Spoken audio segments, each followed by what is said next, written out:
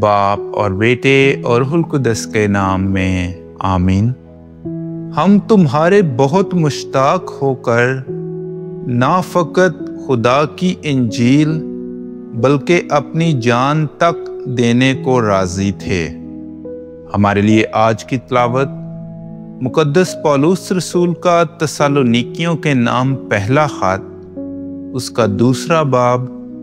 اور اس کی پہلی آیت سے لے کر 8ویں آیت تک۔ اے بھائیو، تم تو آپ جانتے ہو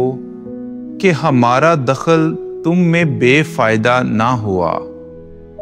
بلکہ جب ہم نے پہلے فلپی میں بڑا دکھ اور رسوائی اٹھائی جیسا تم جانتے ہو،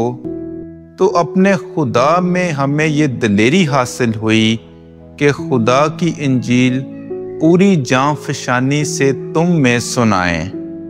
کیونکہ ہمارا واعظ گمراہی اور ناپاکی اور دغا بازی سے نہ تھا، بلکہ جیسا خدا نے ہمیں قبول کر کے انجیل کا امانت دار کیا ویسا ہی ہم بیان کرتے ہیں، اور آدمیوں کو خوش کرنے کے لیے نہیں بلکہ خدا کو